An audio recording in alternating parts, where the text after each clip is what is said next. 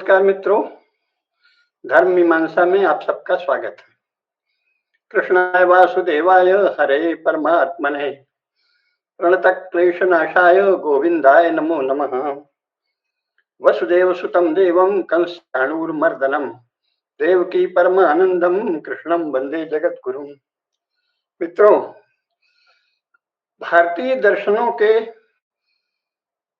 संक्षिप्त सार को बताने के क्रम में हमने जैन दर्शन, सबसे पहले तो प्रारंभिक जिज्ञासाओं पर चर्चा की, जिसमें जो हमारे युवा जिज्ञासु हैं और जो इस चैनल का संयोजन भी कर रहे हैं, जयराज शर्मा, उन्होंने दर्शन को लेकर कुछ आरंभिक जिज्ञासाएं की।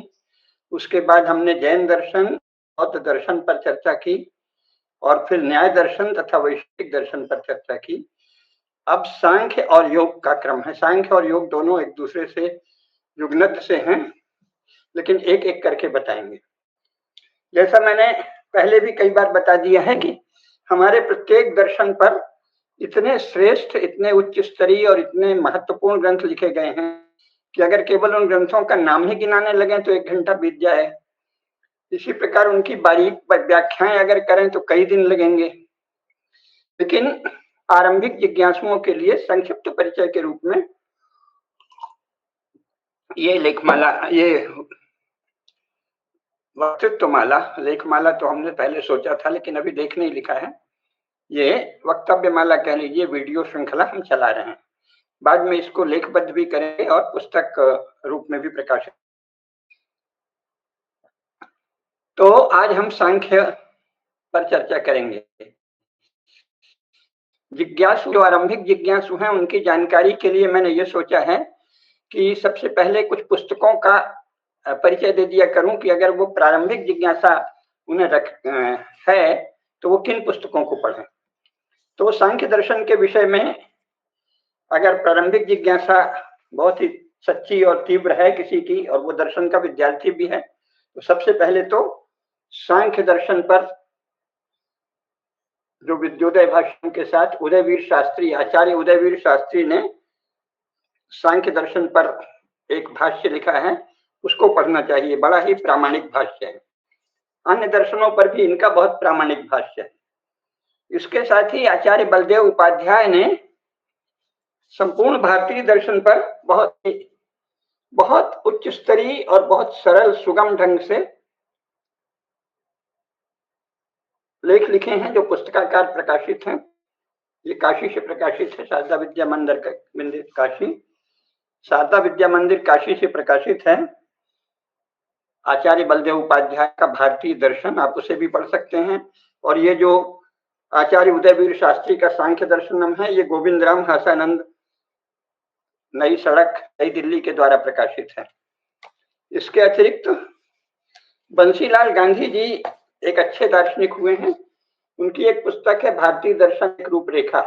उसमें भी सांख्य दर्शन पर संक्षेप में बहुत अच्छे से प्रकाश डाला गया है, आप उसे भी पढ़ सकते हैं।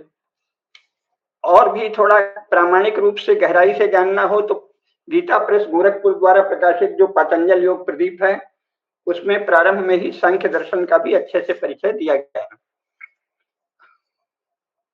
इसी प्रकार कपिल मुनि का जो सांख्य दर्शनम है, उस पर प्रदीप नामक व्याख्या संस्कृत के उद्भट विद्वान डॉक्टर गजानन शास्त्री मुसलगांवकर जी ने लिखी है, जो चौखंबा से छपी है। ये भी बहुत ही प्रामाणिक पुस्तक है। और सांख्य कारिका जो है, ये भी चौखंबा से ही छपी है। ये इस पर जो टीका है वो शायद पंडित शिवनारायण शास्त्री की है, देखूंगा मैं, हाँ, जहां तक मुझे ध्यान है। इसमें सांख्य कारिका पर महान पंडित वाचस्पति मिश्र की बहुत ही प्रसिद्ध व्याख्या है, विश्व विख्यात है और सभी विद्वानों द्वारा मान्य है, सांख्य तत्व कौमुदी।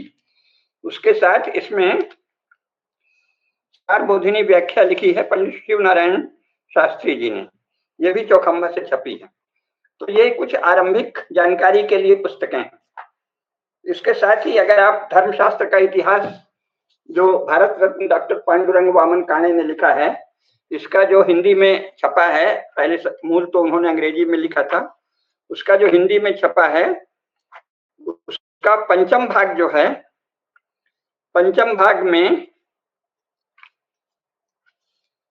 अध्याय 31 है, उसमें भी उन्होंने धर्मशास्त्र एवं सांख्य पर बहुत अच्छे से लिखा है, तो आप इसे पढ़ सकते हैं। तो आरंभिक जिज्ञासुओं के लिए ये पुस्तकें हैं, विद्वान लोग तो पहले से ही सब जानते ही। तो अब इस विषय में सबसे महत्वपूर्ण ये है कि स्वयं हमारे शायद महाभारत का ये कथन है कि नास्ति सांख्य समम ज्ञानम, नास्ति योग समम बलम। सांख्य के समान कोई ज्ञान नहीं है, वो परम ज्ञान है प्रकृति और पुरुष के विषय में, है ना। ब्रह्म के विषय में परम ज्ञान ब्रह्म सूत्र है, वेदांत है, और प्रकृति और पुरुष के विषय में सबसे प्रामाणिक सूक्ष्म ज्ञान जो है वो सांख्य दर्शन है। तो कहा है नास्ति सांख्य समम ज्ञानम, संसार के मर्म को, सत्व को और सत्य को जानने के लिए सांख्य से के समान और कोई ज्ञान इस दुनिया में नहीं है। और वास्तविक बल अगर प्राप्त करना है तो योग साधना, नास्ति सांख्य समम ज्ञानम, नास्ति योग समम बलम, ये शास्त्र कथन है ना। तो जो सांख्य की एक विशेषता ये भी है कि जो इसके जो प्रवर्तक हैं महर्षि कपिल, उनको आदि विद्वान भी कहा जाता है, यानी वो आदि विद्वान हैं, विश्व के आदि विद्वान। सबसे पहला ज्ञान का प्रवर्तन आधारभूत संसार के विषय में, पुरुष के विषय में, जीवात्मा के विषय में उन्होंने ही प्रवर्तित किया। तत्व समास जो उनका ग्रंथ है, सांख्य सूत्र है वो। तो कपिल मुनि जो हैं वो आदि विद्वान हैं, और उनका एक नाम हिरण्यगर्भ भी है ना। तो हिरण्यगर्भ जो है वो भी उन्हीं को कहा जाता है, यानी वो वस्तुतः है सबसे प्रथम अगर किसी ने सांख्य और योग दोनों का प्रवर्तन किया तो वो है महर्षि कपिल। वाचस्पति मिश्र ने भी इसका उल्लेख किया है। तत्व वैशाली टीका जो है उसमें उन्होंने कहा है ननु हिरण्यगर्भो योगस्य वक्ता नान्यः पुरातना। हिरण्यगर्भो योगस्य वक्ता नान्यः पुरातना। हिरण्यगर्भ जो कपिल हैं वे ही योग के वक्ता हैं और अत्यंत पुरातन हैं, है ना। तो आदि विद्वान, हिरण्यगर्भ और कपिल ये एक ही नाम है, और ये संसार का सबसे प्राचीन ज्ञान है सांख्य ज्ञान। और सांख्य और योग इन दोनों में काफी अभिन्नता सी है। केवल योग जो है वो क्रिया के रूप को कैसे बल प्राप्त करें उसको दिखाता है, और तत्व विवेचना सांख्य दर्शन करता है। इसीलिए भगवत गीता में भगवान कृष्ण ने क्या कहा है, सांख्य योग पृथक बाला प्रवदंती न पंडिता एकमप्यास्थितम सम्यक उभयोर्विंदते फलम। ये भगवान कृष्ण का कथन है 5वें अध्याय में। तो और ये भी कहा है 5वें अध्याय में ही यस सांख्य ही प्राप्त स्थानम तद योगैरपि गम्यते। तो ये भगवान का कथन है, ठीक है ना। तो इसलिए ये अत्यंत महत्वपूर्ण है। महाभारत में और स्पष्ट कहा है कपिलम परमर्षिम च यम प्राहुर यतयः सदा अग्नि स कपिलो नामो सांख्य योग प्रवर्तकः। महाभारतकार भगवान वेदव्यास कहते हैं कि सांख्य योग के प्रवर्तक जो हैं वो कपिल हैं, जो साक्षात अग्नि हैं, अग्निदेव हैं, और वो हिरण्यगर्भ हैं और परम ऋषि हैं। कपिलम परमर्षिम च यम प्राहुर यतः सदा, जिनको यति लोग सदा कपिल कहते हैं, परमर्षि कहते हैं, अग्नि के रूप में जिन्हें जानते हैं, वो कपिल ही सांख्य योग के प्रवर्तक हैं। बुद्ध ने भी सांख्य योग का अध्ययन किया था। तो ये है संक्षेप में सांख्य योग का महत्व। जाहिर है जब इतना महत्व है जिस दर्शन का, वो तो बहुत ही सूक्ष्मता से व्याख्यायित होगा हमारे विद्वानों द्वारा, और उसका वास्तविक ज्ञान प्राप्त करने के लिए आपको गुरुमुख भी होना पड़ेगा और वर्षों समय लगाना पड़ेगा। एक वर्ष में, 2 वर्ष में इसका पूरा ज्ञान प्राप्त नहीं हो सकता। तो एक भाषण में होने का तो सवाल ही नहीं, इसको केवल आप में जिज्ञासा दिख जाए तो पर्याप्त है। तो सांख्य नाम होने के भी कई कारण हैं। एक तो ये माना जाता है कि इसमें 25 तत्वों की व्याख्या है, इसलिए ये संख्या है ना, 25 संख्या पर बल है, इसलिए इसमें इसे सांख्य कहा गया है। लेकिन एक ये भी है कि संख्या का अर्थ होता है विश्लेषण करना, तो जिसमें बहुत सूक्ष्म विश्लेषण है, इसलिए ये सांख्य दर्शन कहा। तो इस प्रकार इसके कई अर्थ हैं। सांख्य नाम जो है इस तत्वों की व्याख्या के कारण भी है और साथ ही गंभीर विश्लेषण के कारण भी। तो इसमें जो 25 तत्व हैं, आधारभूत 25 तत्व, उसमें कहा है कि प्रकृति है, प्रकृति एक ही है, उसका कोई विभाग नहीं हो सकता, एक प्रकृति है, अनादि है। फिर विकृतियां हैं उसी प्रकृति की, है ना। लेकिन प्रकृति जो है उसके 8 अंग भी बताए गए, है ना। तो इसलिए उसके 8 भेद बताए हैं और विकृति 16 है और न प्रकृति न विकृति ऐसा पुरुष है, तो वो हो गए 25, है ना। तो इस प्रकार ये 25 सिद्धांत हैं। तो प्रकृति जो है वो त्रिगुणात्मक है, सत्व रज और तम, ये उसके 3 गुण हैं, इनके बारे में भी बताएंगे, है ना। और अव्यक्त जो हैं वो क्या हैं, तो अव्यक्त को बताया है कि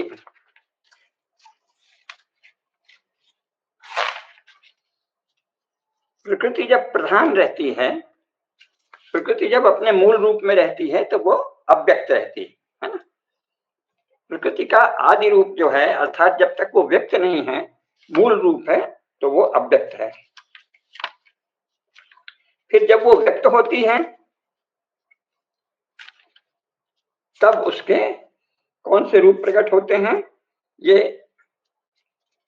अच्छे से बताया है दर्शन में, तो ये हम आपको बताएंगे। मुख्य बात यह है कि इसमें कहा क्या गया है कि त्रिविध दुख की अत्यंत निवृत्ति, 3 प्रकार के दुख हैं, आदि भौतिक, आदि दैविक और आध्यात्मिक। इन तीनों की अत्यंत निवृत्ति ही अत्यंत पुरुषार्थ है। यानी मनुष्य जीवन का सबसे बड़ा पुरुषार्थ क्या है, दुख निवृत्ति। तो दुख कितने प्रकार के हैं, 3 प्रकार के हैं, आदि भौतिक, आध्यात्मिक और आदिदैविक। आदि भौतिक, आदिदैविक और आध्यात्मिक, इन तीनों दुखों की अत्यंत निवृत्ति जिससे होती है वो अत्यंत पुरुषार्थ है, परम पुरुषार्थ है। और उसी परम पुरुषार्थ की व्याख्या इसमें है। तो इसलिए ये आधारभूत रूप से बहुत महत्वपूर्ण हो गया ना। इसलिए प्रकृति के स्वरूप को सबसे पहले जानना चाहिए और बाद में पुरुष के स्वरूप को भी जानना चाहिए। दोनों का इसमें वर्णन है। तो जो परमर्षि कपिल का जो मूल ग्रंथ है वो है तत्व समास। तत्व समास में केवल 21 सूत्र ही हैं, लेकिन उसमें उस सबका सार भरा हुआ है ना। तो इसलिए वो बहुत दर्शन का एक समझ से बीज है वो तत्व समास। तो तत्व समास सबसे पहला है और इसके बाद पंचशिखाचार्य ने, कपिल मुनि ने, महर्षि कपिल ने आसुरी को, आसुरी एक, अगर आप तर्पण कर रहे थे, अभी कुछ समय पहले तक पितृ तर्पण होता था और जो नित्य तर्पण करने वाले लोग हैं वो भी जानते हैं कि जिन दिव्य पुरुषों को तर्पण किया जाता है उसमें कपिल, आसुरी, पंचशिखी, वोढु, ये सब है ना। तो कपिल मुनि ने आसुरी को सबसे पहले ये विद्या दी और फिर उन्होंने, पंचशिखाचार्य ने उनसे सीखा और पंचशिखाचार्य ने सांख्य कारिका लिखी। तो सांख्य कारिका भी एक महत्वपूर्ण ग्रंथ है जैसा हमने बताया। और इसके बाद बहुत से और ग्रंथ है, सांख्य सप्तति, सांख्य तत्व कौमुदी आदि आदि। लेकिन तत्व समास जो है वो सबसे आधारभूत ग्रंथ है। तो वो प्रारंभ भी होता है अथातस तत्व समासः। अब तत्व समास प्रारंभ करेंगे। काहे के लिए? दुखों की अत्यंत निवृत्ति के लिए। तो उसमें दूसरा जो सूत्र है वो है अष्टौ प्रकृतियः षोडश विकाराः। 8 प्रकृतियां हैं और 16 विकार हैं। तो 8 प्रकृतियां कौन कौन सी हैं? पहला तो प्रधान है, यानी मूल प्रकृति जो है वो एक हुई। इसके बाद प्रकृति से महत्तत्व, जब उसमें पहला आधारभूत तत्व है जो संपूर्ण सृष्टि ब्रह्मांड में व्याप्त है, वो है महत्तत्व। ये प्रकृति का दूसरा रूप हुआ। उससे अहंकार व्यक्त होता है। ये अहंकार वो है जो अहम भाव है। अगर अहम भाव नहीं है तो सत्ता ही नहीं है। संपूर्ण दृश्यमान सत्ता परम ब्रह्म के अतिरिक्त जो निर्गुण निर्विकार अवर्ण जो परम सत्ता है, उससे भिन्न जो भी सत्ता होगी वो किसी अहम भाव को लिए हुए होगी। अहम भाव समाप्त तो सत्ता समाप्त। मनुष्य रूप में तो अहम भाव समाप्त हो ही नहीं सकता। जैसे यदि मेरा अहम भाव पूर्णतः समाप्त हो जाए साधना के द्वारा, तो मैं इसी समय शून्य हो जाऊंगा, मतलब चेतना में मिल जाऊंगा। यानी मेरा शरीर नहीं रहेगा, मेरी तन्मात्राएं भी, महत्तत्व में अहंकार अहंकार गया तो शरीर भी नहीं रहेगा। तो अहम भाव, कोई भी पिंड है उसका एक अहम भाव होता है। देवताओं का भी अपना अहम भाव है ना। तो जो परम तत्व है, जो परम ब्रह्म है, केवल वो अहम से रहित है। इसलिए प्रधान प्रकृति का पहला रूप क्या हुआ? प्रधान। इसके बाद महत्तत्व जो सर्वव्याप्त है, और फिर अहंकार। ये अहम भाव जब व्यक्त होता है तो 5 तन्मात्राओं के रूप में होता है। मनुष्य के संदर्भ में भी बताया, जीवों के संदर्भ में भी। 5 तन्मात्राएं कौन सी हैं? शब्द तन्मात्रा, स्पर्श तन्मात्रा, रूप तन्मात्रा, रस तन्मात्रा और गंध तन्मात्रा। इन 5 से भिन्न आप किसी अस्तित्व की कल्पना नहीं कर सकते। हम बोल रहे हैं, ये शब्द तन्मात्रा के बिना तो शब्द ही नहीं होगा। हम आपको या आप हमें देख रहे हैं, ये रूप तन्मात्रा हुआ। वाणी जो बोल रही है, ये शब्द तन्मात्रा हुआ। और जहां भी हम बैठे हैं वहां कोई गंध आ रही है, पृथ्वी का मुख्य लक्षण है गंध, तो वो गंध तन्मात्रा हुआ। और स्पर्श करते हैं किसी वस्तु को तभी जानते हैं, चाहे ये पुस्तक हो, चाहे टेबल हो, चाहे कुछ भी, तो स्पर्श तन्मात्रा। शब्द तन्मात्रा, स्पर्श तन्मात्रा, रूप तन्मात्रा, रस तन्मात्रा और गंध तन्मात्रा, ये 5 तन्मात्राएं होती हैं। ये बहुत ही सूक्ष्म है ना। और इन 8 प्रकृति के ये 8 अंग हुए। यानी एक तो प्रकृति मूल जो है उसके ये 8 अंग हुए: प्रकृति, महत्तत्व, अहंकार और पंच तन्मात्राएं, 5 और 3 8। इसके बाद 16 विकार हैं, वो विकृतियां हैं, प्रकृति और विकृति। 8 और 16 24। 16 विकृतियां क्या हैं? पहली विकृति है, सभी पहली क्या सब एक साथ है, 5 जो महत्तत्व है वो 5 स्थूल भूत के रूप में प्रकट होता है: आकाश, अग्नि, वायु, जल और शब्द। जल और पृथ्वी, शब्द गलत कह गए, आकाश का गुण है शब्द। आकाश, अग्नि, वायु, जल और पृथ्वी, ये 5 महाभूत हैं। सर्वत्र जहां भी जीवन है वहां ये 5 किसी न किसी अनुपात में उपस्थित होंगे। तो पृथ्वी, जल, वायु, अग्नि और आकाश, ये 5 महाभूत हुए। तो ये स्थूल रूप में हुए। तो 5 स्थूल भूत ये विकृतियां हैं। और इसके बाद फिर 5 कर्मेंद्रियां और 5 ज्ञानेंद्रियां, हम सभी जानते हैं। और इसके बाद 11वीं इंद्रिय है मन। मन भी एक इंद्रिय है। तो जो 5 कर्मेंद्रियां हैं वो कौन सी हैं? हम सभी जानते हैं। हाथ है, पैर है, मलद्वार है, उपस्थ है और वाणी है, जीभ है, उससे हम स्वाद भी लेते हैं और बोलते भी हैं। और ज्ञानेंद्रियां कौन सी हैं? ज्ञानेंद्रियां हैं, जब हम बोलते हैं तो वो हुई कर्मेंद्री, जीभ। जीभ से ही जब बोलते हैं तो वाणी बोलते हैं ना, तो वो कर्मेंद्री हो गई। और जब स्वाद लेते हैं तो वो ज्ञानेंद्री हो गई। और वाणी आप सुनते हैं तो वो भी क्या हो गया? वो श्रोत्र। तो सुनना ज्ञानेंद्रिय का काम है, देखना ज्ञानेंद्रिय का काम है, स्पर्श का अनुभव करना ज्ञानेंद्रिय का काम है, स्वाद का और गंध का अनुभव करना, यानी श्रोत्र, त्वचा, नेत्र, रसना और घ्राण, ये 5 हो गई ज्ञानेंद्रियां। और वाणी, हस्त, पाद, उपस्थ और मलद्वार या गुदा, ये 5 हो गए कर्मेंद्रिय। 5 कर्मेंद्रिय, 5 ज्ञानेंद्रिय और 11वां मन। 5 5 10 और 11वां मन, और उधर 5 स्थूलभूत, पृथ्वी, जल, तेज या अग्नि, वायु और आकाश। तो ये 16 विकार हो गए। तो 8 प्रकृतियां, 16 विकृति, और एक पुरुष है जो न विकृति है और न प्रकृति है, इन सबसे परे है। तो ये 25 मूलभूत तत्व है ना। इसके बाद प्रकृति त्रिगुणात्मक है, ये बताया है महर्षि कपिल ने। कौन कौन से गुण हैं? सत्व, रज और तम, इनके लक्षण हैं। सत्व का लक्षण क्या है? सत्वम लघु प्रकाशकम इष्टम आदि सब के सूत्र हैं। तो सत्व है वो हल्का करता है, जहां भी सत्व होगा स्फूर्ति होगी, और प्रकाश होगा, ज्ञान होगा, है ना। यानी प्रकाश और बुद्धिमत्ता, स्फूर्ति, हल्कापन, किसी तरह का भार नहीं होगा, ये सत्व का गुण है। और क्रियाशीलता, शक्ति और प्रभु विष्णुता, ये रजोगुण का लक्षण है। और प्रमाद, आलस्य या आवरण, मोह, अंधकार, ये सब तमोगुण के लक्षण हैं। उसमें है सत्वम लघु प्रकाशकम इष्टम, उपस्तंभकम चलम चरजा, गुरु वर्णकमेव तमः प्रदीप बच्चार्थतो वृत्ति ही, है ना, ये बताया है। तो संख्या के कई अर्थ हैं। एक है कि दोषाणाम च गुणानाम च प्रमाणम प्रविभागतः कंचिदर्थम अभिप्रेत्यो सा संख्येत्युपधार्यताम, यानी जहां गुण और दोष की विवेचना हो प्रमाण पूर्वक प्रविभाग करके और अर्थ को स्पष्ट किया जाए, उसे सांख्य दर्शन कहते हैं। तो ये स्पष्ट है। और शंकर विष्णु सहस्त्र नाम भाष्य है, तो उसमें शुद्धात्म तत्व विज्ञानम सांख्यम इति अभिधीयते, वहां कहा है कि शुद्ध आत्म तत्व का विज्ञान सांख्य कहा जाता है, ये कहा गया है।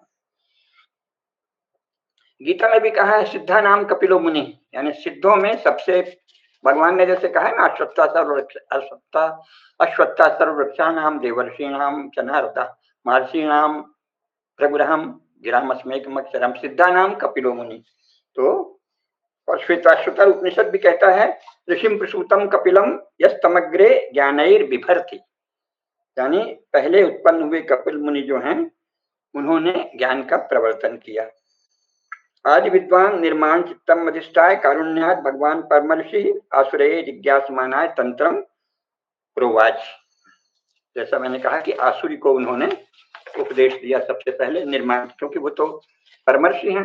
तो निर्माण चित्त आपको योग जब पढ़ाएंगे तब चित्तों के बारे में बताएंगे। निर्माण चित्तान्य अस्मिता मात्रा, ये सूत्र है। तो अस्मिता मात्र से निर्माण चित्त का निर्माण योगी कर सकते हैं। तो योगी परम सिद्ध कपिल मुनि ने निर्माण चित्त के द्वारा आसुरी को उपदेश दिया। निर्माण चित्तान्य अस्मिता मात्रा, अस्मिता मात्र से निर्माण चित्त सिद्ध होता है। तो निर्माण चित्त किसे कहते हैं? जहां केवल अस्मिता रहती है और कोई सांसारिक संस्कार नहीं रहते कि मैं ये करूं, मैं वो करूं, किसी प्रकार का लालसा नहीं, इच्छा नहीं, सुख भी नहीं, दुख भी नहीं, वो केवल अस्मिता मात्र होता है। बहुत ही सूक्ष्म स्तर है साधना का, उससे निर्माण चित्त होता है। निर्माण चित्त के अधिष्ठाता होकर उन्होंने जिज्ञासु आसुरी को दया भाव से सांख्य शास्त्र का उपदेश दिया। तो सांख्य तत्व का, सांख्य दर्शन का मूल ग्रंथ जैसा मैंने बताया तत्व समास है, और उसने प्रारंभ 4 में ही अर्थात तत्व समासः अष्टौ प्रकृतयः षोडश विकाराः पुरुषः, इन 1 से 4 सूत्रों में सारी बात कह दी। तो 8 प्रकृतियां हैं जैसा उन्होंने बताया, 16 विकार है और पुरुष, इसको मिलाकर 25 हो गए, है ना। तो जो प्रकृति के 3 गुण हैं, प्रकृति को कहा जाता है ना त्रैगुण्य है, त्रिधा, सत्व रज तम, ये हुआ। और 3 उसके भेद भी हैं सृष्टि के, अध्यात्म, अधिभूत और अधिदैव, है ना। और जो हमने 4 सूत्र बताए, उसके बाद जो 6वां सूत्र है वो है संचरः प्रतिसंचरः। तीनों गुणों की अवस्था विशेष से सृष्टि होती है और अवस्था विशेष से प्रलय होता है। तो सृष्टि और प्रलय का ये क्रम अविराम चलता रहता है, निरंतर।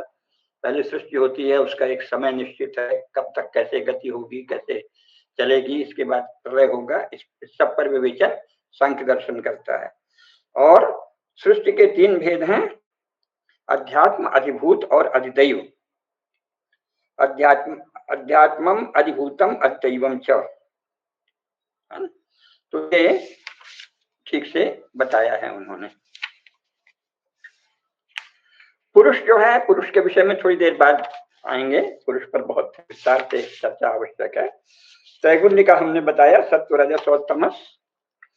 तो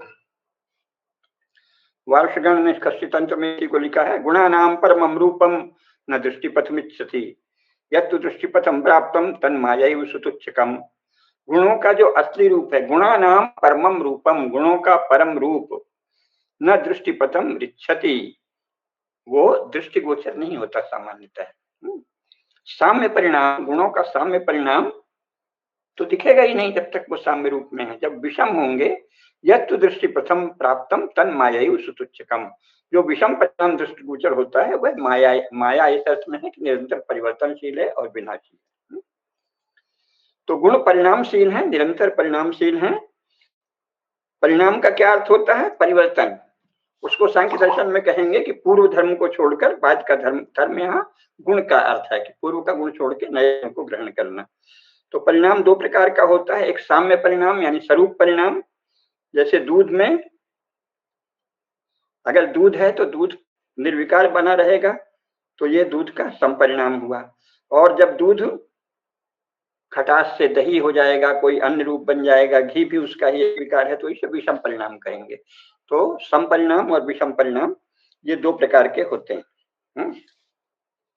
तो जो मूल प्रकृति है साम्यावस्था, जिसे हम देख नहीं सकते, उसमें जब क्षोभ होता है, विकार होता है, क्रिया से होता है, रजोगुण से, क्रिया मात्र से, और उस क्रिया, वो क्रिया अनंत नहीं हो जाए तो उसको साथ में रोकने का काम तम करता है। तो ये प्रथम विषम परिणाम है।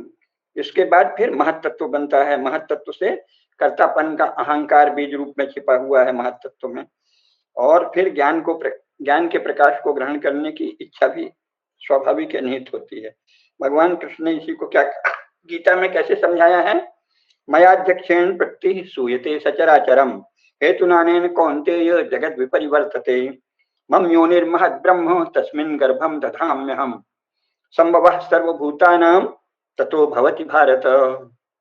सर्वयोनिषु कौन्तेय मूर्तया संभवन्ति यः सर्वयोनिषु कौन्तेय मूर्तया संभवन्ति याः कह गया तासां ब्रह्म महद्योनिर अहम बीजप्रदः पिता। ये भगवान कृष्ण ने कहा है कि मेरा आश्रय करके प्रकृति चराचर सहित सब जगत को रचती है मेरी अध्यक्षता में।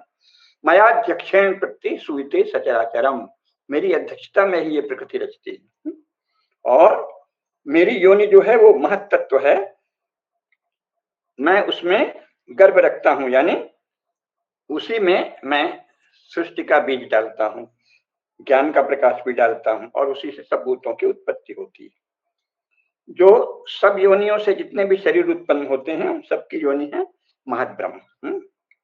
सर्वयोनिषु कौन्तेय मूर्तया है। हाँ, मूर्ति यानी जो कुछ भी व्यक्त होता है, मूर्त होता है, वो सब मूर्ति है। हम भी मूर्ति हैं, आप भी मूर्ति हैं, गाय भी मूर्ति है, बैल भी, सिंह भी, सुअर भी, मान ईसाई सभी जीव जंतु सब मूर्ति हैं।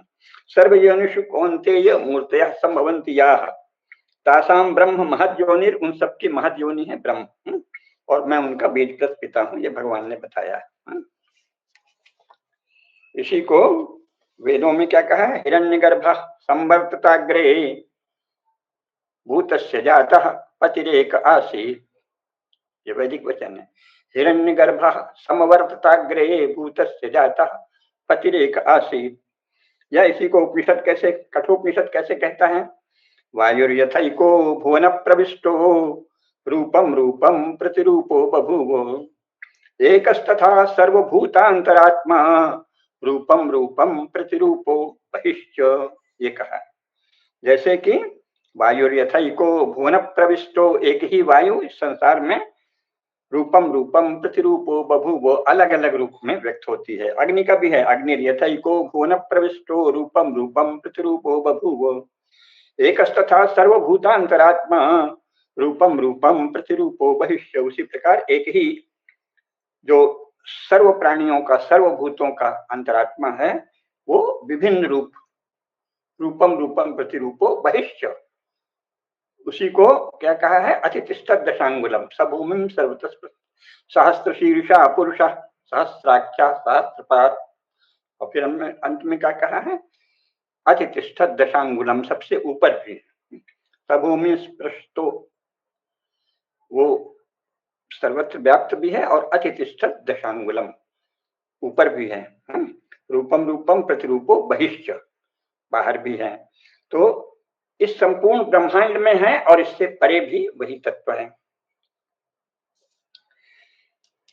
इसी को दूसरे ढंग से ब्रह्म बिंदु उपनिषद में कहा है, एक एव तु भूतात्मा भूते भूते व्यवस्थितः एकधा बहुधा चैव दृश्यते जल चंद्रवत। जैसे चंद्रमा एक ही है लेकिन अलग अलग, आप अपने कटोरी रख लीजिए, थाली रख लीजिए, समुद्र में देखिए, झील में देखिए, बहुत बड़ा छोटा सा कुंड बना दीजिए, बड़ा कुंड बना दीजिए, सब में चंद्र के का प्रतिबिंब दिखेगा। तो उसी तरह सूर्य भी इसी तरह दिखेगा, जैसे सूर्य या चंद्र जलाशयों में प्रतिबिंबित होते हैं, उसी प्रकार ज्ञान स्वरूप जो चेतन तत्व है, महत तत्व है, विशुद्ध सत्व में समष्टि चित्त है, वह अनंत व्यष्टि सत्व चित्तों में प्रतिबिंबित हो रहा है। एक ही भूतात्मा भूत भूत में विराजमान है, इसलिए कहा रूपम रूपो प्रतिरूपो बभूव और रूपम रूपम प्रतिरूपो बहिष्य। तो ये उसके बारे में और भी उपनिषद का जब वर्णन करेंगे तब विस्तार से बताएंगे। तो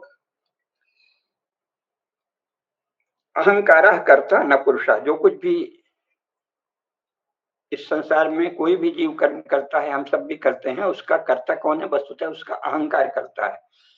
पुरुष जो है, जो निर्विकार है, निष्क्रिय है, अजन्मा है, अपरिणामी है, वो जो है वो कभी कोई काम नहीं करता। तो सारे काम अहम भाव के बिना कर्म हो ही नहीं सकता, देह भी नहीं हो सकती अहम भाव के बिना, मन भी नहीं, बुद्धि भी नहीं। अहंकार करता न पुरुषः। इस अहंकार का महत्त्व जैसे बताया ना, प्रकृति प्रधान है, उसका महत्त्व हुआ पहला विकार। तो दूसरा विषम परिणाम है महत्त्व के बाद अहंकार। फिर अहंकार का विषम परिणाम है 11 इंद्रियां, और फिर 5 तन्मात्राएं भी हैं, ठीक है ना, और 5 स्थूल भूत भी हैं।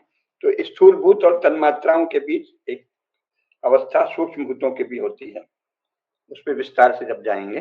तो ये हुआ अष्टौ प्रकृतिया षोडश विकारा त्रैगुण्यम और पुरुष का संक्षिप्त चर्चा। फिर उन्होंने कहा संचरः प्रति संचरः, सृष्टि और प्रलय होता ही रहता है, कहा। और जो सृष्टि के 3 भेद हैं, अध्यात्म, अधिभूत और अधिदैव। तो अध्यात्म क्या है, सृष्टि का एक भेद है अध्यात्म। तो अध्यात्म क्या है, अध्यात्म है जो सीधे अपने साथ संबंध रखने वाला है, जैसे बुद्धि, बुद्धि, अहंकार, मन, इंद्रियां और शरीर, ये जीव का अध्यात्म पक्ष है। शरीर भी हमारा अध्यात्म है, अध्यात्म पक्ष है। इंद्रियां भी अध्यात्म पक्ष है, मन भी अध्यात्म पक्ष है, अहंकार भी अध्यात्म पक्ष है और बुद्धि भी अध्यात्म पक्ष है।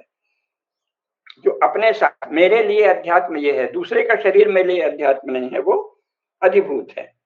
जो अन्य प्राणियों की भिन्न भिन्न सृष्टि से संबंध रखे, जैसे गौ, अश्व, पशु, पक्षी आदि, ये सब अधिभूत हुए।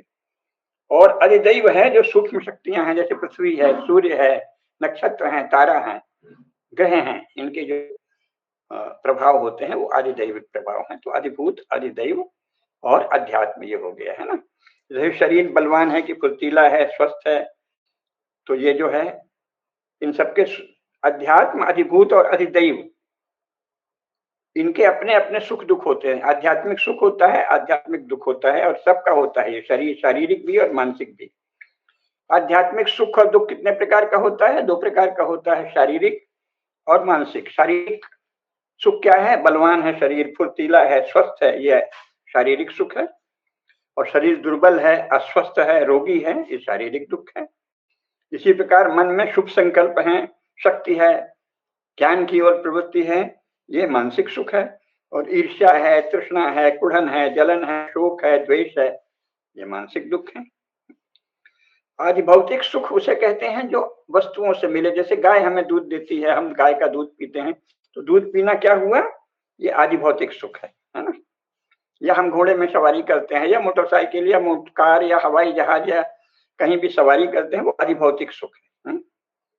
और आदि भौतिक दुख क्या है, अचानक सर्प ने काट लिया, बिच्छू ने काट लिया, प्रकृति ने प्रकोप कर दिया, बिजली गिर गई, तो बिजली गिर गई तो आदि दैविक में आता है, लेकिन सर्प और बिच्छू आदि कुछ काट लें जीव, ये आदि भौतिक दुख है। अचानक आप गड्ढे में गिर जाए, अचानक कोई और घटना हो जाए, आदि भौतिक दुख है। और अतिवृष्टि हो गई, बिजली गिर गई, ओला गिर गया, ये सब क्या है, ये आदि दैविक दुख है। और आदि दैविक सुख क्या है, अच्छी वर्षा हुई, धूप निकल आई, इसको आदि दैविक सुख कहते हैं, भगवान ने धूप कर दिया तो लोग, इसीलिए लोक में ये सब व्याप्त है, भगवान ने धूप कर दी, इंद्रदेव कृपा हो गया, ये क्या है, आदि दैविक सुख और आदि दैविक दुख दोनों पता है ना। तो इसके बाद क्या कहते हैं, पंचाभि बुद्धया, बुद्धि की वृत्ति 5 है, उसी को योग में भी बताएंगे, प्रमाण विपर्यय विकल्प निद्रा और स्मृतिया, योग दर्शन में इसका ज्यादा विस्तार से व्याख्या करेंगे। प्रमाण क्या है, यथार्थ ज्ञान को प्रमाण कहते हैं। ये 3 प्रकार का सांख्य दर्शन में कहा है, प्रत्यक्ष, अनुमान और आगम। प्रत्यक्ष जो इंद्रियों से दिखता है, और प्रत्यक्ष के भी अलग अलग स्तर हैं। सामान्य स्तर है इंद्रिय प्रत्यक्ष, इसके बाद आपका मन बहुत उन्नत है तो मानस प्रत्यक्ष, इसके बाद आपने और योग साधना कर ली और यहाँ ज्ञान नेत्र खुल गए तो वो योगत प्रत्यक्ष भी होता है, बहुतों को होता है। तो इस प्रकार प्रत्यक्ष के भी हैं। फिर अनुमान है। तो प्रत्यक्ष वृत्तियां 5 प्रकार की हैं, प्रमाण, विपर्यय, विकल्प और स्मृतियां। तो प्रत्यक्ष जो है वो उसके 3 प्रकार हैं। प्रमाण कहा है ना, वृत्तियां 5 प्रकार की हैं, तो पहला है प्रमाण। तो प्रमाण जो है वो प्रत्यक्ष होता है, प्रत्यक्ष के इंद्रिय प्रत्यक्ष, मानस प्रत्यक्ष और अतीन्द्रिय प्रत्यक्ष भी होता है। और जो विपर्यय है, विपर्यय मिथ्या ज्ञानम अतद्रूप प्रतिष्ठितम, मिथ्या ज्ञान को विपर्यय कहते हैं। जैसे रस्सी पड़ी है और हमें सांप लग गया है, या सीप को दूर से देखा तो चमक रही है तो कहा कि ये चांदी है, तो ये सब विपर्यय कहे जाते हैं। विपर्ययो मिथ्या ज्ञानम अतद्रूप प्रतिष्ठितम, जब किसी चीज के वास्तविक रूप को न जान के उसमें कोई मिथ्या आरोपण हो जाए तो उसे विपर्यय कहते हैं। और विकल्प क्या है, विकल्प वो है, हाँ सांख्य दर्शन में विकल्प कहते हैं, वैसे योग दर्शन में विकल्प शब्द ज्ञानानुपाती वस्तु शून्यो विकल्पा, तो केवल शब्द ज्ञान का अनुपाती है। योग दर्शन में इसके सूक्ष्मता में जाएंगे, उसे विकल्प कहते हैं। सांख्य में इसका उदाहरण देते हैं, जैसे कहा रे पानी से मेरा हाथ जल गया, तो ये क्या है, ये वस्तुतः वो पानी गर्म हुआ है अग्नि के कारण या बिजली के कारण, तो हाथ जला है उस ताप से, बिजली के ताप से, आग के ताप से। तो ये कहना कि पानी से हाथ जल गया, इसको विकल्प कथन कहेंगे, क्योंकि वो शब्द ज्ञानानुपाती है। वस्तुतः आपका हाथ पानी से नहीं जला है, क्योंकि पानी से हाथ जल ही नहीं सकता। तो पानी में जो आग या बिजली के कारण गर्मी आ गई है उसके लिए जला है, तो उसको विकल्प कहते हैं, है ना। निद्रा हम सभी जानते हैं, अभाव प्रत्यालंबन निद्रा, इस समय आप नींद ले लेते हैं। और जो भी आपके अनुभूत विषय जागृत होने पर या वैसे भी कभी अनुभूत विषय आपने कभी कोई अनुभव किया, फिर अचानक आपको याद आ जाए, अनुभूत विषय असंप्रमोषा स्मृति। अनुभूत विषय जो हैं, 5 वृत्तियों के द्वारा जो भी अनुभूत ज्ञान होता है उसका स्मरण होना स्मृति है। वो विकल्प का भी स्मरण होता है, विपर्यय का भी स्मरण होता है, प्रमाण का भी स्मरण होता है, निद्रा का भी स्मरण होता है। तो उस समय जब स्मरण होता है तो वो स्मृति हुआ, है ना। फिर कहा है पंच दृग्योन्य, ज्ञान के स्रोत, उसको दृग कहा है सांख्य दर्शन में। दृग उसी से हम देखते हैं, वस्तुतः सबको दृग कह दिया है। दृग योन 5 है, यानी ज्ञान के स्रोत 5 हैं, नेत्र, श्रोत्र, घ्राण, रसना और त्वचा। और प्राण भी 5 हैं, उनका भी विस्तार से विश्लेषण है। 5 कर्मेंद्रियां हैं। और फिर पंच पर्व अविद्या, ये कहा है। अविद्या जो है, अज्ञान जो है, वो 5 पर्वों वाला है, 5 गांठें हैं उसमें। वो कौन से हैं 5 पर्व, अविद्या, अस्मिता, राग, द्वेष और अभिनिवेश। इसका बड़े विस्तार से वर्णन योग दर्शन के समय हम और चर्चा करेंगे। अविद्या भी 5 प्रकार, अविद्या 5 प्रकार की होती है, जिसमें एक मूल प्रकार स्वयं अविद्या है, फिर अस्मिता है, राग है, द्वेष है और अभिनिवेश है। अविद्या फिर क्यों कहते हैं? अनित्य में नित्य मान लें, अपवित्र में पवित्र मान लें, दुख में सुख मान लें और अनात्म में आत्म मान लें, तो ये अविद्या है।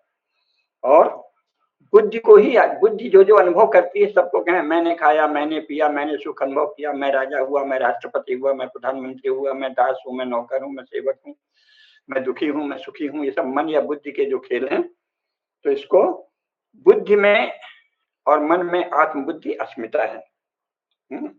और सुखानुसई रागा, सुख की इच्छा करना किसी चीज के लिए, वो राग है। और जहां दुख हो उसके प्रति द्वेष होता है। तो सुख के साधन में विघ्न डालने वाले के प्रति द्वेष वृत्ति या घृणा वृत्ति या द्वेष है। और हर आदमी जीवित रहना चाहता है ना? कहा है ना, अन्यानि गच्छन्ति भूतानि यम मंदिरम अन्य स्थिरत्वमिच्छन्ति किमश्चर्यम मतः परंपरा, ये सब में है। बड़े बड़े विद्वानों में भी मृत्यु की लालसा कहीं कोई करोड़ों में एकाध होगी जिसमें होगी, तो ये अभिनिवेश है।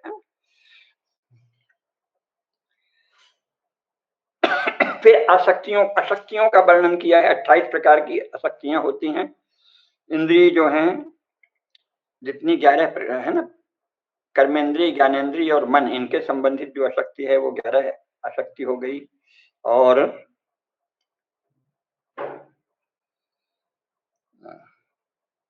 तुष्टि और सिद्धि से उल्टी 9 तुष्टियां होती हैं, 8 सिद्धियां होती हैं। इनसे जो उल्टा आपके पास किसी प्रकार की भी तुष्टि नहीं है, सिद्धि भी नहीं है और इंद्रियों की शक्ति जागृत नहीं है, तो 11, 9, 20 और 8, 28 अशक्तियां हो गई। तो नवधा तुष्टि है। तुष्टियां कौन सी हैं? 14वां सूत्र है नवधा तुष्टि ही। तुष्टि क्या है? 9 प्रकार की तुष्टियां होती हैं, उसमें से 4 आध्यात्मिक हैं और 5 बाह्य हैं। तो तुष्टि 4 आध्यात्मिक हैं और 5 बाह्य हैं। तो आध्यात्मिक तुष्टियां हैं प्रकृति तुष्टि, उपादान तुष्टि, काल तुष्टि और भाग्य तुष्टि। प्रकृति तुष्टि क्या है? आप जानते हैं कि आत्मा प्रकृति से अलग है, आपने सुन रखा है, लेकिन जब आप ध्यान समाधि करेंगे तो प्रकृति का ज्ञान हो जाएगा, उससे आपको बहुत सी सिद्धियां प्राप्त होंगी, उसी से आप प्रसन्न हो जाएंगे, तो वो प्रकृति तुष्ट हुई, है ना। प्रकृति के भरोसे पर प्रकृति तुष्टि है, यानी मान लिया कि प्रकृति की ही शक्तियां हैं, लेकिन वस्तुतः मूल तत्व भूल गया कि प्रकृति कहाँ से सक्रिय होगी अगर चेतन तत्व नहीं है तो। इसी प्रकार उपादान तुष्टि कि मैंने तो ये कर लिया है, मैं सन्यासी हो गया हूं, अब तो मुझे मोक्ष मिलेगा ही, मैं फलाने गुरु का शिष्य हूँ, मुझे तो मोक्ष मिलना ही है?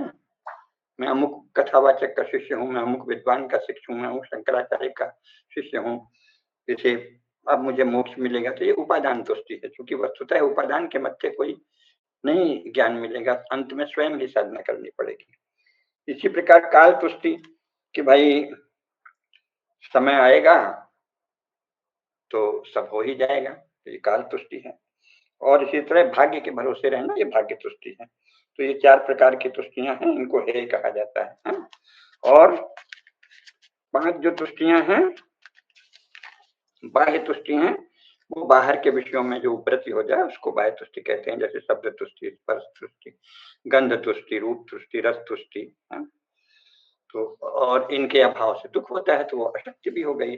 अष्टया सिद्धि, 8 सिद्धियां हैं। कौन कौन सी? ऊ शब्द, ऊहा शब्दो अध्ययनम, दुख विघाता त्रया सुहृत प्राप्ति, दानम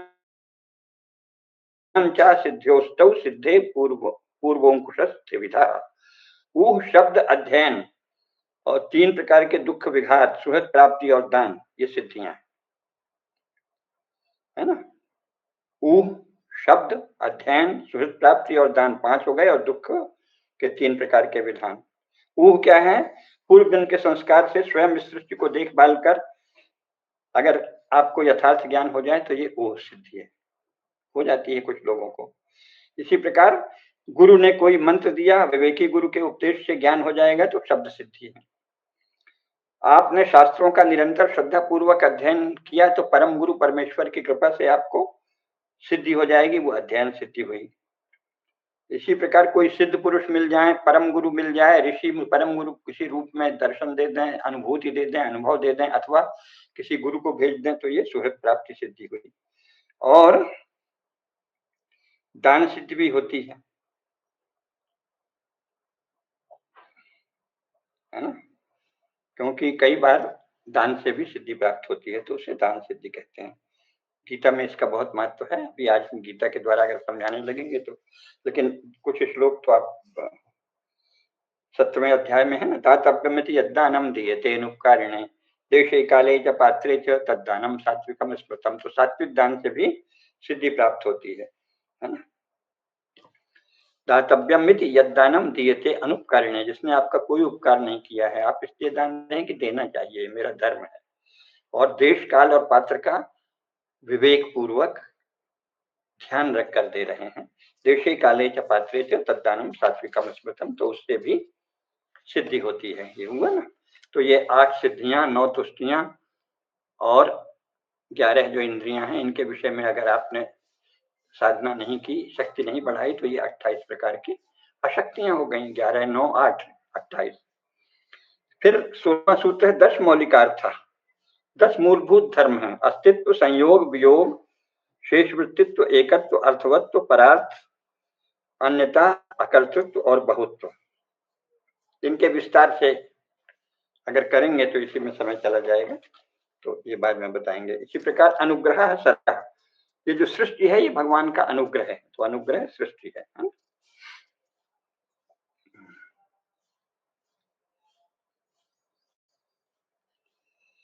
फिर सांख्य दर्शन बताता है कि जो प्राणी सृष्टि है ये 14 प्रकार की है। 14 प्रकार की सृष्टियां हैं।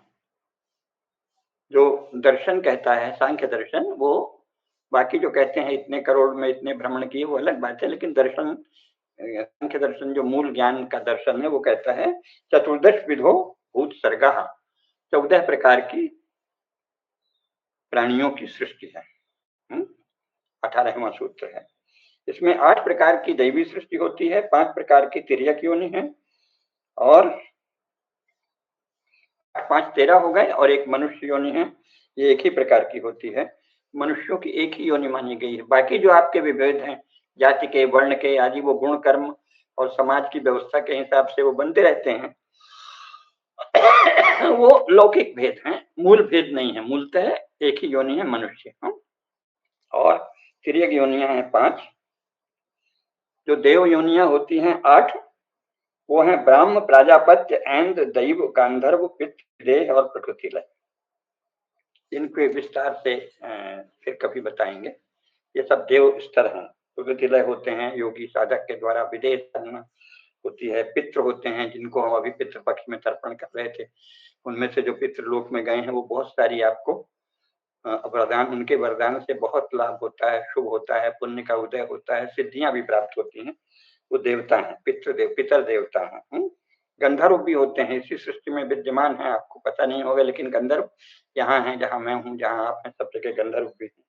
और देवता भी हैं, और स्वयं इंद्र के स्तर पर भी बहुत सारे इंद्र होते हैं, और प्रजापति हैं और ब्रह्म हैं। ये सब ये देव योनियां हैं।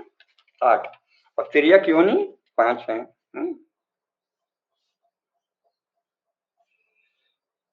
और मनुष्य जो है वो 9वां सर्ग है। 8 प्रकार के देव सर्ग हैं, 9वां सर्ग मनुष्य है। और 5 जो हैं वो तिर्यक योनि हैं, पशु, पक्षी, सरीसृप यानी रेंगने वाले जंतु, और कीट और स्थावर, ये तिर्यक सर्ग है। स्थावर यानी वृक्ष आदि भी हमारे यहाँ जीव सृष्टि, भूत सृष्टि मानते हैं। बहुत से जो हमें वृक्ष दिखते हैं वो हो सकता है कि वो किसी जन्म में मनुष्य ही थे। कुछ लोग तो तप करने के लिए भी वृक्ष बन जाते हैं। कहते हैं कि हिमालय में बहुत से देवदारू जो हैं वो अपने समय के ऋषि हैं, वो पूरा सिद्धि नहीं मिली थी तो तप कर रहे हैं देवदारू रूप धारण करके। तो वृक्ष के रूप में भी, स्थावर के रूप में भी होते हैं, है ना।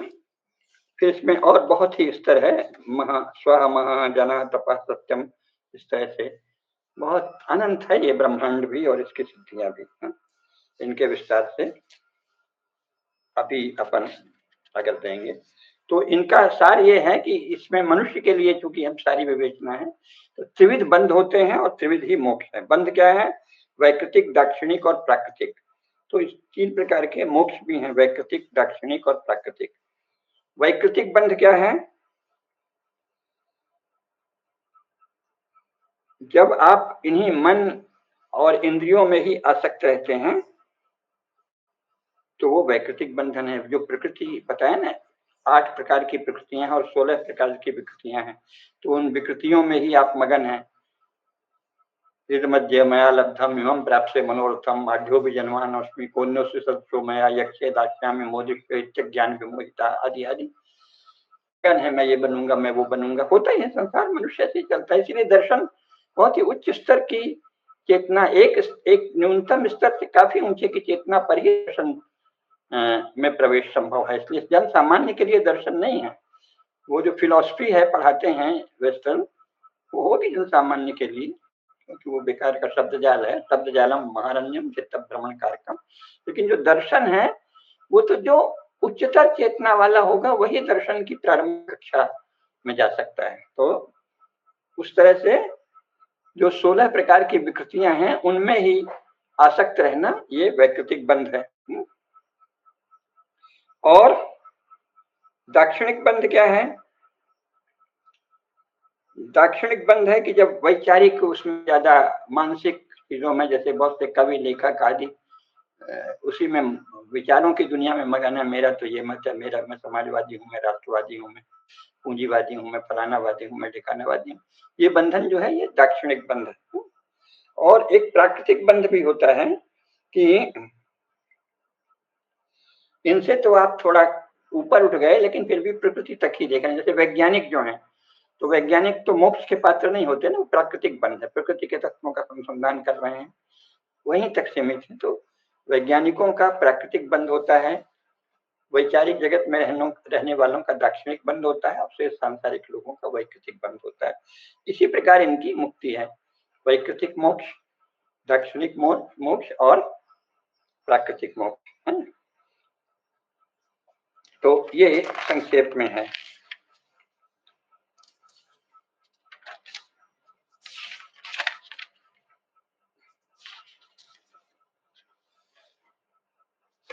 जो हमने बहुत संक्षेप में बताया आपको। तो त्रिविध बंध है और त्रिविध ही मोक्ष है। और अंतिम सूत्र है कपिल का, बाद में फिर किसी और ग्रंथ के सहारे और भी सांख्य दर्शन को पढ़ाएंगे। बहुत संक्षेप में हो नहीं पाया है, लेकिन फिर भी प्रयास करते हैं। तो त्रिविधम प्रमाणम, प्रमाण 3 प्रकार के हैं, प्रत्यक्ष, अनुमान और आगम। आगम माने आप्त वचन, जो कोई सिद्ध पुरुष है या शास्त्र, वो सब आगम है। शास्त्र भी सिद्धों के वचन है। शास्त्र माने संस्कृत में लिखी कोई पुस्तक शास्त्र नहीं है, जो आजकल बहुत चला है। जो परंपरा से सर्वज्ञात सर्वमान्य सिद्ध पुरुष हैं, उनके वचन ही शास्त्र हैं। ऋषियों के वचन, मनु आदि के वचन, वही शास्त्र है ना।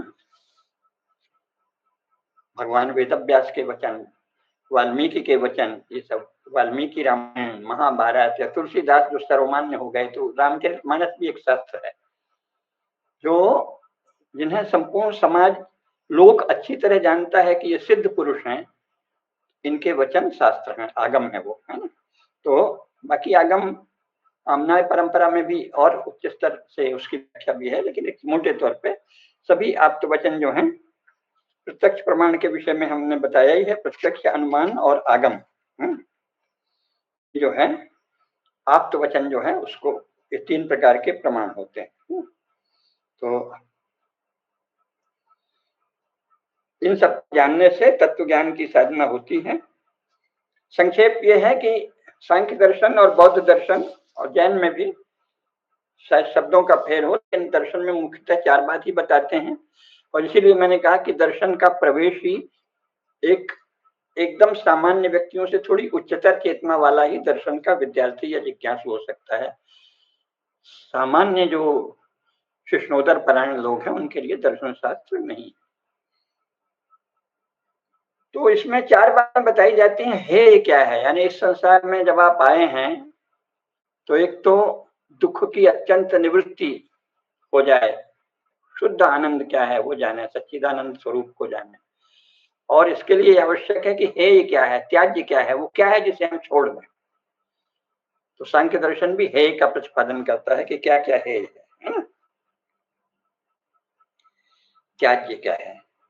फिर इसके बाद होता है कि हे के हेतु क्या है, ये जो त्याज्य है, जो हेय है, जो हीन है, उच्चतर चेतना की साधना की दृष्टि से जो कुछ हेय है, त्याज्य है, निंद है, उसके हेतु क्या है? तो हेय हेतु में ये सब अहंकार और इन सब इंद्रियों के विषय, इन सब की विस्तार से विवेचना होती है। फिर हेय जान लिया आपने और हेय हेतु जान लिया, तो इनकी हानि करनी है, हान करना है। तो हान का स्वरूप क्या है? और उससे पहले हानोपाय। हेय, हेय हेतु, हान और हानोपाय, ये दर्शन में चार अलग अलग शब्दावली कहीं होगी, लेकिन सांख्य और बौद्ध दर्शन दोनों में तो यही शब्द है। हेय, हेय हेतु, हान और हानोपाय, इन पर विचार होता है। योग में भी यही है ना? हेय क्या है, हेय हेतु क्या है, हान क्या है, हानोपाय क्या है? तो हेय क्या है? हेय है कि आप जो है आध्यात्मिक, आदि भौतिक और आदि दैविक अनुभूतियों की इस अनंत श्रृंखला में आप मगन हैं, तो इनसे मुक्त होइए। ये सब है, इनसे उच्चतर होइए। ठीक है। हे हेतु क्या है? इसी को सब कुछ मान लेना।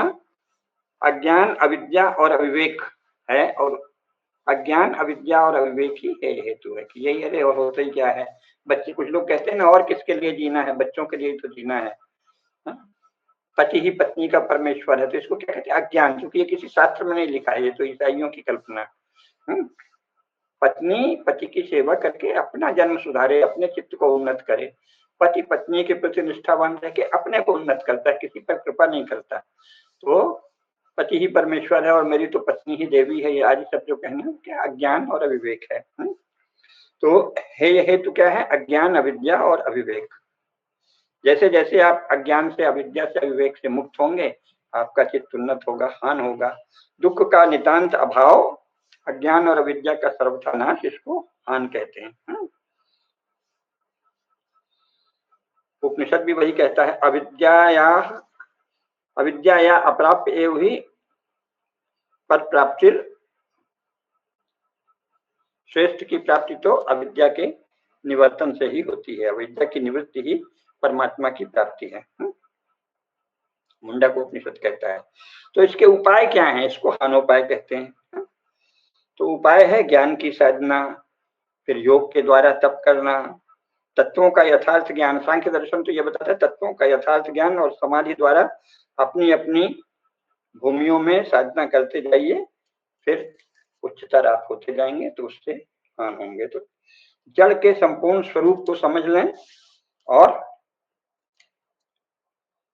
पुरुष के स्वरूप को समझ लें, जिसको बहुत संक्षेप में मैंने प्रारंभ में कहा। तो ये है आठों प्रकृतियां और 16 विकृतियां जो हैं, सत्व रजस तमस गुण रूप हैं। इनको जब हम जान लेंगे कि ये त्रिगुण है, गुणा गुणेषु वर्तन्ते इति मत्वा न संजते, कहा है ना, गुणों के धर्म हैं, गुण गुण में बरत रहे हैं। इंद्रियाणेन्द्रियार्थेषु वर्तन्ते धारयन्, गीता कहती है। गीता पर भी अपन कक्षा लेंगे, तो उसमें अब एक चीज रह जाती है, क्योंकि समय कम है, 1 घंटे में तो 2 ही बात में करेंगे। एक वो है पुरुष का बहुत्व, क्योंकि सांख्य और योग दोनों में पुरुष की अनंतता की बात है। उसमें मैं अंतिम बहुत संक्षेप में एक सूत्र आपको बता दूं। ये जो सांख्य ने और योग ने पुरुष को अनेक माना है, ये क्या है? ये व्यष्टि अस्मिता की अपेक्षा से, जो चेतन तत्व है हमारे भीतर, उसमें प्रतिबिंबित जो व्यष्टि चित्त है, महत्व है, उसमें अहंकार सूक्ष्म रूप में छिपा है, जैसा मैंने प्रारंभ में ही आपको बताया। वही व्यष्टि अस्मिता है। व्यष्टि अस्मिता तभी तक है जब तक आप में सूक्ष्म रूप में अहंकार है। तो व्यष्टि अस्मिता में जो चेतन तत्व का प्रतिबिंबन है पुरुष, वो अनंत है। जैसे कि चंद्रमा, जैसे कि सूर्य अनेक जलाशयों में दिखता है, लेकिन चंद्र एक ही है, सूर्य एक ही है। तो परम आत्मा, परमात्मा, परम चेतन, परम पुरुष भी एक ही। तो जिस प्रकार बुद्धि के धर्म, सुख दुख, प्रेत्य भाव, क्रिया आदि पुरुष में आरोपित हो जाते हैं, उसी प्रकार अस्मिता का बहुत्व, सबकी अलग अलग अस्मिताएं हैं, पर ये भी तो आरोपण ही है ना, क्योंकि ये बौद्धिक भेद है। क्योंकि जो चेतना है, जो परम चेतन है, वो एक या अनेक, संख्या तो हमारी बुद्धि का खेल है ना। या अनेक ये ईसाई, मुसलमानों और मूर्खों के विषय होते हैं। जो एक और अनेक में वर्णन किया जाए तो वर्णन करने वाला कौन है? हम। मैं जिसका वर्णन कर सकता हूँ वो तो हमारे पकड़ में है। जो हमारे पकड़ में आ जाए वो तो हमसे छोटा हुआ एक अर्थ में, ज्ञान के स्तर पर। तो ईश्वर कभी आपकी पकड़ में नहीं आ सकता।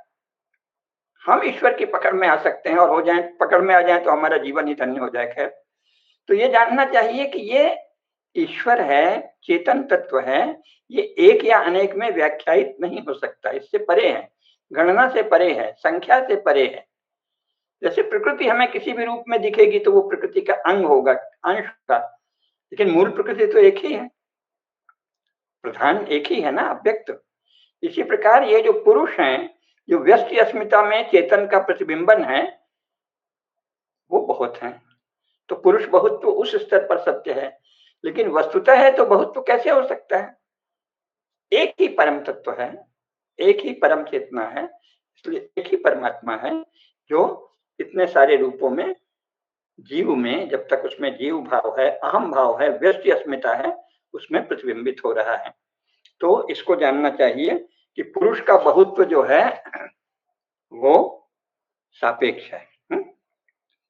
व्यष्टि अस्मिता की अपेक्षा से पुरुष का बहुत्व है, वस्तुतः नहीं है। तो जो परम तत्व है वो बुद्धि से परे है, बुद्धि का भी तो वहां विलोप हो जाता है। तो जहां बुद्धि का विलोप है वहां संख्या का भी विलोप है। तो परम तत्व जो है वो एक या अनेक में विभक्त नहीं हो सकता, उसे हम जान ही नहीं सकते। इसलिए अनंत पुरुष है, ये एक निरर्थक कथन है। वस्तुतः पुरुष है जो अनंत व्यष्टि अस्मिताओं में प्रतिबिंबित हैं, विराजमान हैं, सक्रिय हैं। जो भी आप कह रहे हैं, जब तक वो अहम भाव है, सक्रिय भी हैं। तो ये जानना चाहिए, है ना। पुरुष बहुत तो समझाने के लिए तो आवश्यक है, नहीं तो फिर कहेंगे अगर एक ही है तो सब एक ही साथ जन्म लें और एक ही साथ मरें और सब एक ही क्रिया करें, तो ऐसे तो नहीं होता। इसलिए व्यष्टि अस्मिता से जुड़ा जो चेतन तत्व है वो तो अनंत है, तो उस रूप में पुरुष की अनंतता सत्य है, लेकिन परम पुरुष परमात्मा एक ही है।